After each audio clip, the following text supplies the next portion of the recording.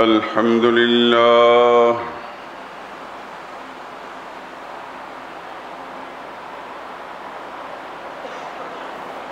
الحمد لله وكفى وسلام على عباده الذين اصطفى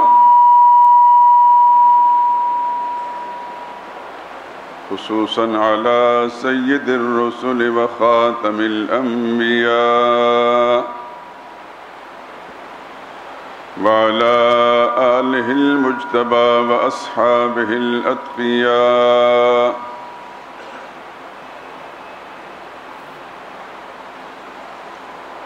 أما بعد فإن خير الحديث كتاب الله وخير الهدي هدي محمد صلى الله عليه وسلم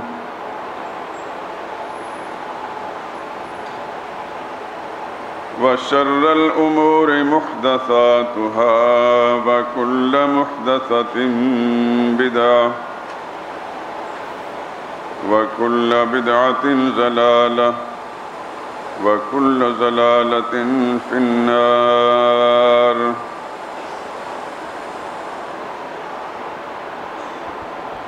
أعوذ بالله من الشيطان الرجيم بسم الله الرحمن الرحيم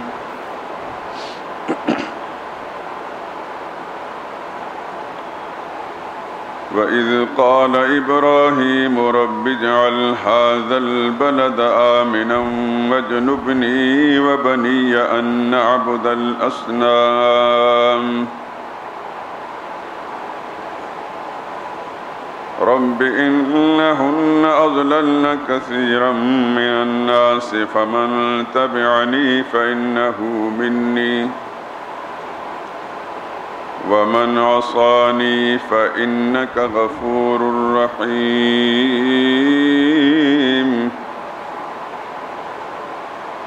ربنا إني أسكنت من ذريتي بواد غير ذي زرع عند بيتك المحرم ربنا ليقيموا الصلاة فاجعل أفئدة من الناس تهوي إليهم وارزقهم من الثمرات لعلهم يشكرون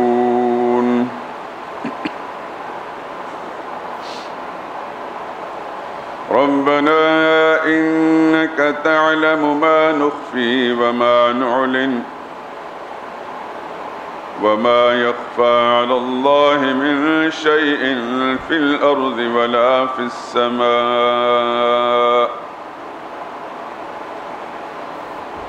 الحمد لله الذي وهب لي على الكبر إسماعيل وإسحاق إن ربي لسميع الدعاء رب اجعل لي مقيم الصلاة ومن ذريتي ربنا وتقبل دعاء ربنا اغفر لي ولوالدي وللمؤمنين يوم يقوم الحساب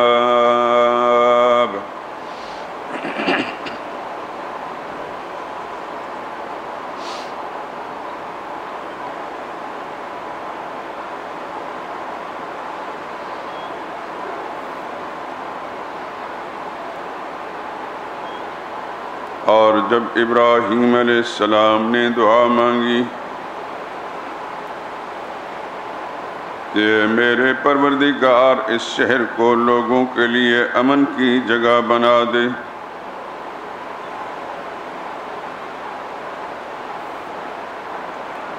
اور مجھے اور میری اولاد کو بتوں کی پرستش سے بچا،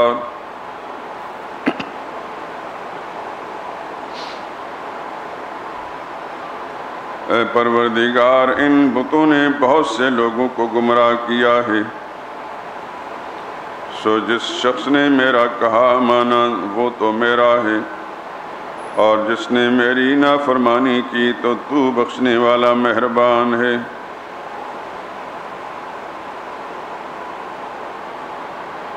اے پروردگار، میں نے اپنی اولاد اس وادی یعنی شہر مکہ میں جہاں کھیتی نہیں ہے تیرے عزت اور ادب والے گھر کے پاس لا بسائی ہے۔ اے پروردگار، تاکہ یہ نمازیں ادا کریں اور لوگوں کو دلوں کو ایسا کر دے کہ ان کی طرف جھکے رہیں،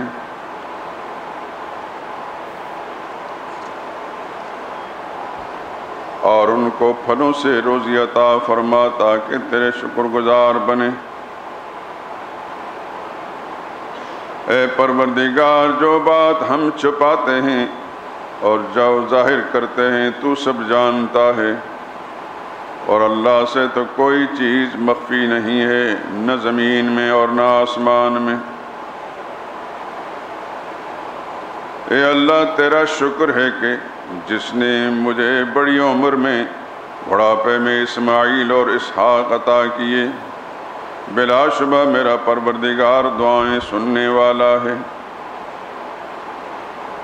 اے پروردگار، مجھے ایسی توفیق عنایت فرما کہ نماز پڑھتا رہوں، اور میری اولاد کو بھی یہ توفیق بخش دے، اور اے پروردگار میری دعا قبول فرما۔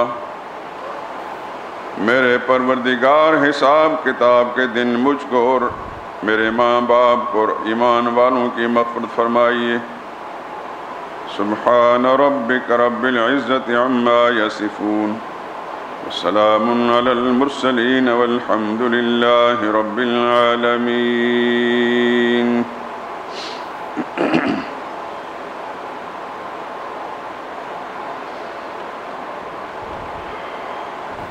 بزرگان محترم، برادران عزیز،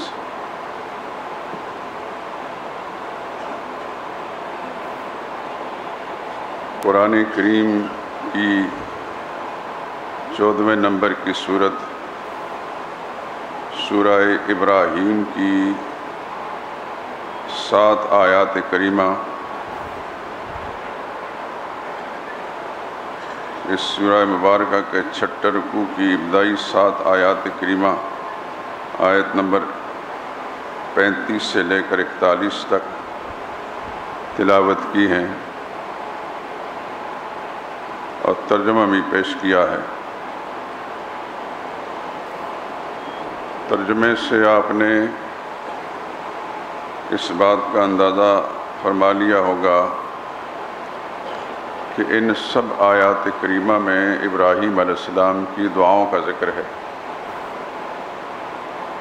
ہر آیت میں ابراہیم علیہ السلام کی دعا ہے۔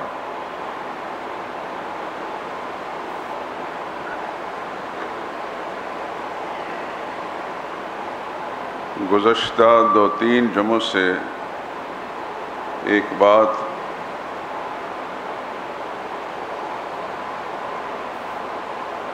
تسلسل کے ساتھ آپ کی خدمت میں پیش کی جاتی رہی کہ تمام انبیاء اکرام علیہم الصلاۃ کے بارے میں پروردگار عالم نے ارشاد فرمایا کہ انہم کانوا یسارعون فی الخیرات، یہ وہ لوگ تھے کہ آگے بڑھ بڑھ کر نیکیاں کرتے تھے، وَيَدْعُونَنَا، اور ہم سے ہی مانگتے تھے، ہم سے ہی دعائیں کرتے تھے، رغباً، شوق کے ساتھ بھی، رغبت کے ساتھ بھی، ورہباً، اور ڈر کے ساتھ بھی، وَكَانُوا لَنَا خَاشِعِينَ، اور ہمارے ہی سامنے جھکتے تھے۔ یہ آیت نمبر 90 ہے سورہ انبیاء کی، اس کا آخری ٹکڑا جو پچھلے اور اس سے پچھلے اور اس سے پچھلے جمعے میں میں نے بار بار اسی آیت کریمہ کے حوالے سے گفتگو کی تھی۔ بتانا یہ چاہتا ہوں، قرآن ہمیں یہ سبق دیتا ہے، انبیاء اکرام علیہم الصلاۃ کے بار بار تذکرے کر کے یہ سبق دیتا ہے کہ تم اگر ان نبیوں کو مانتے ہو، اپنا بزرگ مانتے ہو، اپنا مقتدا اور پیشوا مانتے ہو، تو پھر وہ کام کیوں نہیں کرتے جو نبی کرتے تھے؟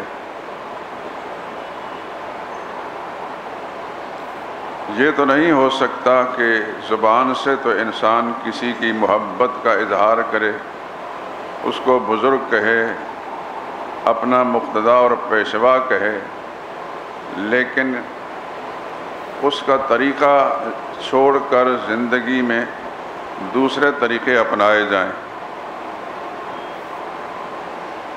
ان باتوں میں تضاد ہے۔ قرآن کریم میں انبیاء کے تذکرے کہیں تفصیل کے ساتھ ہیں، کہیں اجمال کے ساتھ۔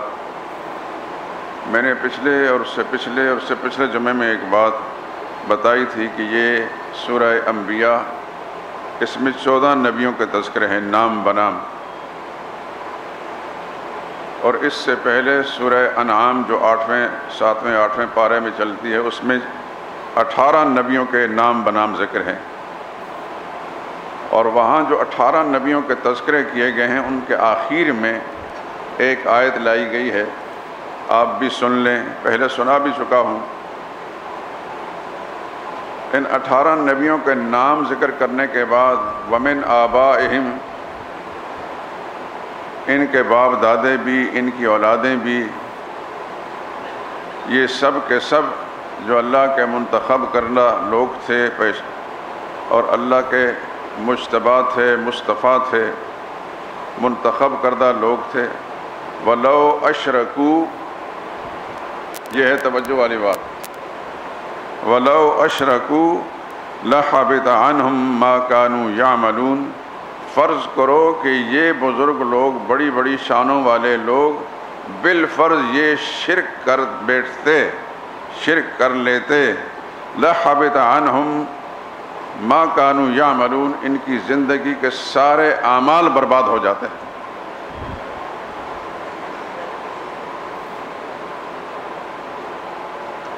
اس سورہ مبارکہ میں 18 نبیوں کے نام ذکر کرنے کے بعد آخر میں یہ بات بتائی گئی، خبردار ذرا سنبھل کر رہنا، شرک سے بچ کر رہنا۔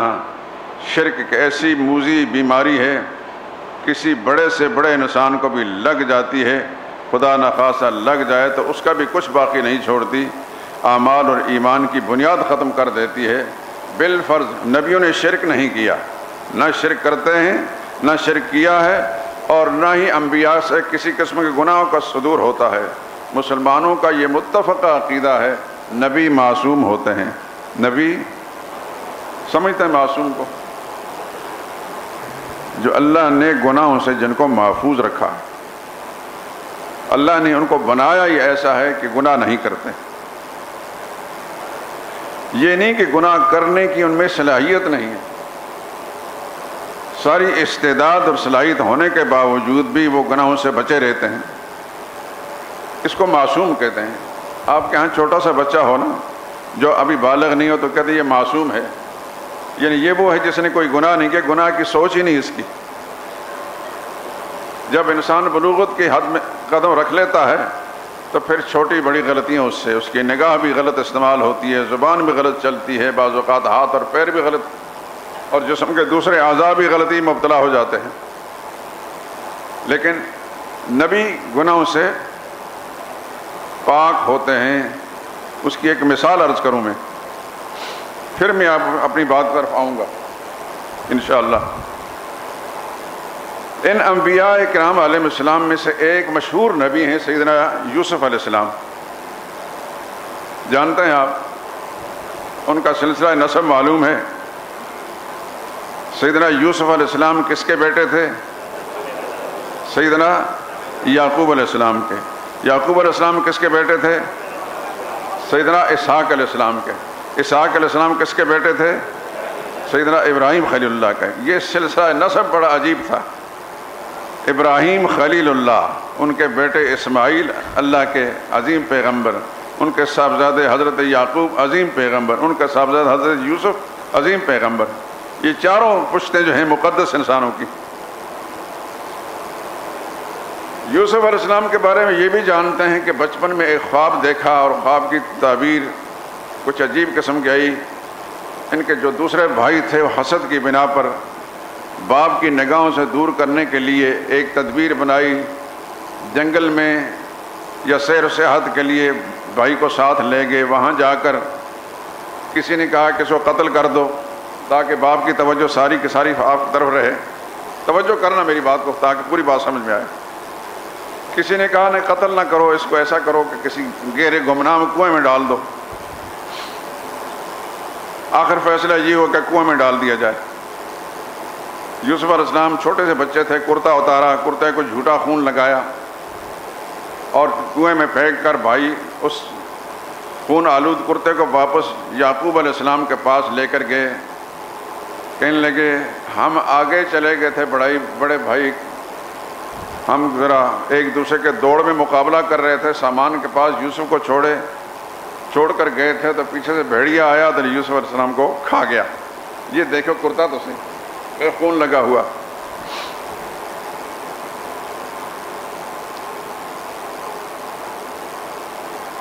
یاد رکھیں کہ یہ بھائی نبی نہیں تھے، یہ بھائی نبی کے بیٹے تھے مگر یہ خود نبی نہیں تھے، اور جو نبی نہیں ہوتا اسے کسی وقت بھی کوئی نہ کوئی گناہ سرزد۔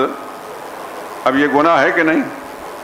باپ کے سامنے غلط بیانی کرنا یہ بھی گناہ، چھوٹے بھائی کو باپ کی نظروں سے ہٹانا صرف حسد کی بنا پر کہ یہ مقبول ہے، باپ کی توجہ ساری کی ساری ان پر ہے، ہماری طرف نہیں ہے، جبکہ ہم بڑے ہیں، ہم خدمت گزار ہیں، سارے کام ہم کرتے ہیں، یہ سب سے چھوٹا ہے لیکن باپ کی نظروں کا تارا ہے۔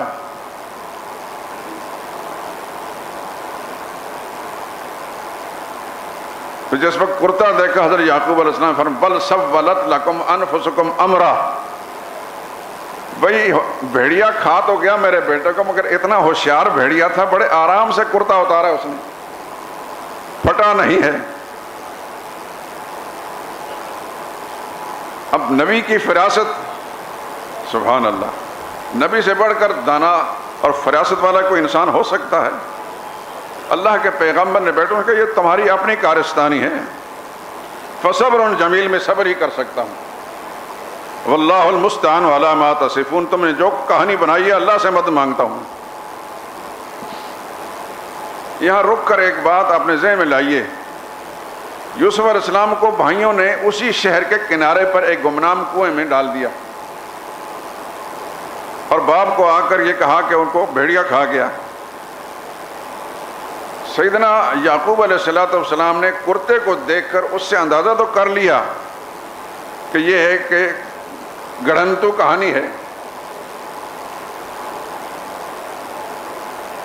یہ تو ان کو یقین ہوا کہ یوسف زندہ ہیں، لیکن کیا انہیں یہ معلوم تھا کہ اس کنویں کے اندر پڑے ہوئے ہیں؟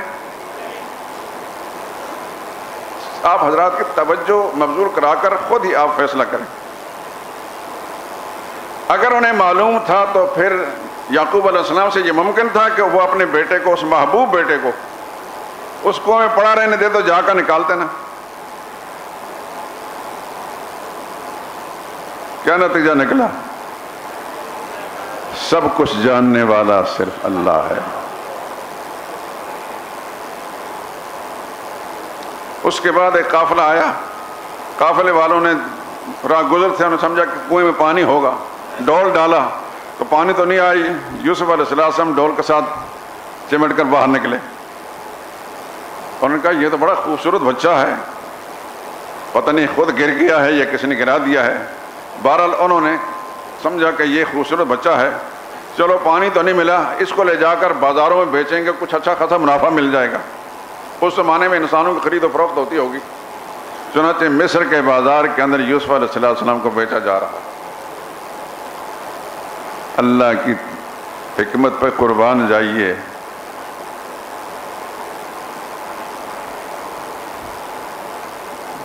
کہاں گرایا بھائیوں کے ہاتھوں سے، کہاں بکوایا مصر کے بازار میں، کہاں عزیز مصر کے گھر میں پہنچایا، پھر وہاں سے جیل میں پہنچایا اور وہاں سے اقتدار کی کرسی پر۔ میرا اللہ جو چاہے کر دے۔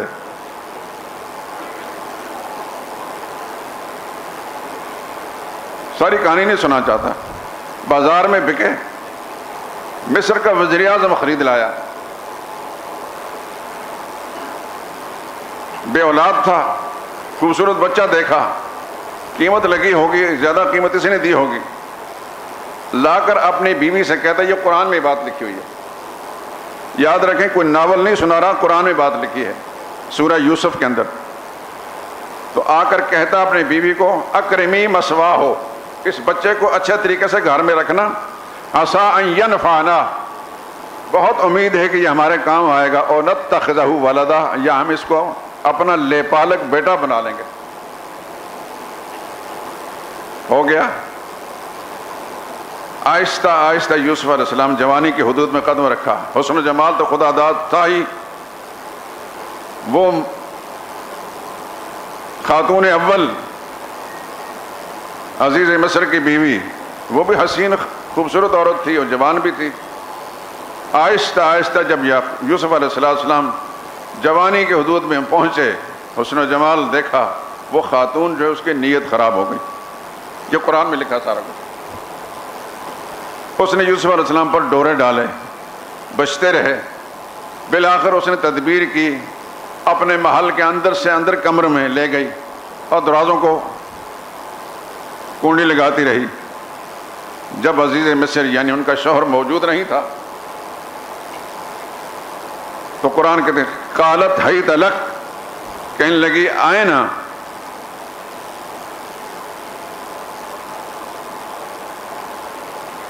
آپ کو پتہ ہی ہے میں کیا چاہتی ہوں. تو یوسف علیہ السلام کے زبان سے قال معاذ اللہ, خدا کی پناہ, انہ ربی احسن مثوای. یہ ربی کا لفظ مفسرین نے دو معنی میں استعمال کیا. یا تو اس نے اشارہ کیا عزیز مصر کی طرف, وہ میرا جو مالک ہے احسن مثوای, میرے ساتھ اس نے احسان کیا ہے, میں یہ خیانت نہیں کر سکتا. یا ربی سے مراد رب حقیقی مراد لیا. مجرم جو ہے جرم کرنے کے بعد کامیاب نہیں ہوتے. واستبق الباب, یوسف علیہ السلام جان چھڑا کر دروازے کی طرف بھاگے. خدا کی قدرت کے دروازے کھلتے گئے. چلتے چلتے آخری دروازے پر پہنچے. وہ خاتون پیچھے سے پکڑنے کے لیے دوڑی. یوسف علیہ السلام پر ہاتھ تو نہ پڑا, البتہ کرتا ہاتھ میں آیا اور کرتا پھٹ گیا اس چھینا جھپٹی میں. جو آخری دروازے پر پہنچا تو دیکھا کہ دروازہ کھلا تھا, عزیز مصر باہر سے آ رہے تھے. یوسف علیہ السلام ابھی نہیں بولے. وہ عورت بڑی چلتر تھی خاتون, کہنے لگی ما جزاء من اراد باہلک سوءا, میرے آقا اس لڑکے نے میری عزت لوٹنا چاہیے, آپ کا کیا خیال ہے, اس کی کیا سزا ہونی چاہیے؟ الا ان یسجن او عذاب علیم, اس کو میرا خیال ہے قید کر دیا جائے یا ایسا بڑی سزا دی جائے. سیدنا یوسف علیہ السلام نے اس وقت پہلے نہیں بولے, اس وقت بولے ہے راودتنی عن نفسی, میرے آقا میری کوئی غلطی نہیں, اس خاتون نے, یہ بیگم صاحبہ جو ہے, اس نے غلط ارادہ کیا. اب سچ کہاں سے آئے؟ میرا رب تو ہے نا. اللہ اکبر, سبحان اللہ. یوسف علیہ السلام کی پاکدامی خدا اس عورت کے خاندان کے ایک فرد سے بیان کرا رہا ہے.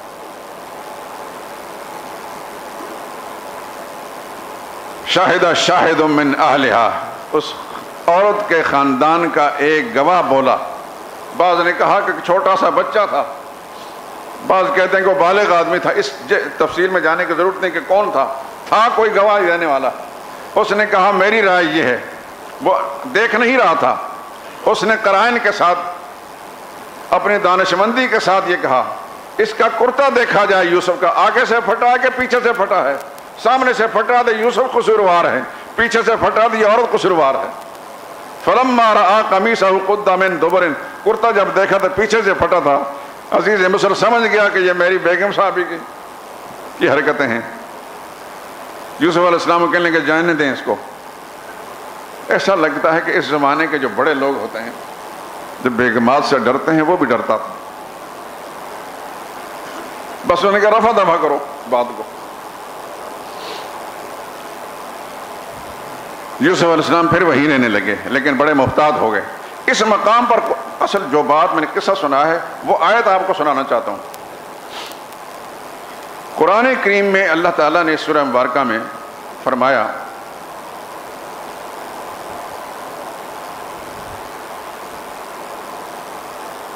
آیت میں آپ کو سنا ہی دیتا ہوں نکال کر۔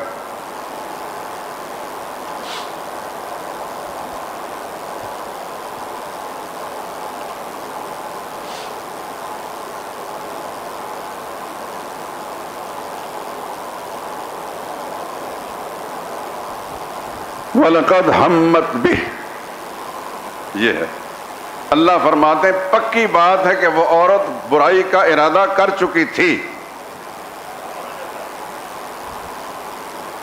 وَهَمَّ بِهَا لَوْلَا أَن رَّأَىٰ بُرْهَانَ رَبِّهِ، اور یوسف علیہ السلام بھی جوان تھے، اس عورت کے ساتھ برائی کرنے کا ارادہ کر چکے ہوتے، لولا ان رأى برہان رب، اگر رب کی برہان نہ دیکھی ہوتی۔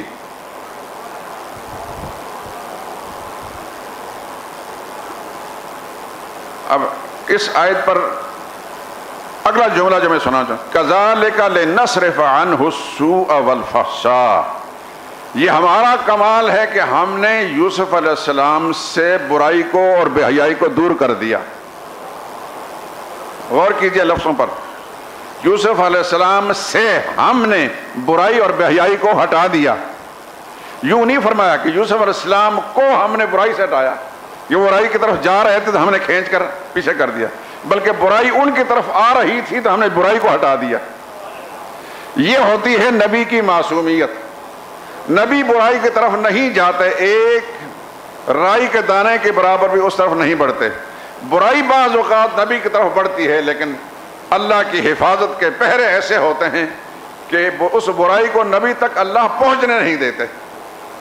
نتیجہ کیا نکلا کہ نبی گناہوں سے پاک ہوتے ہیں، گناہوں سے معصوم ہوتے ہیں۔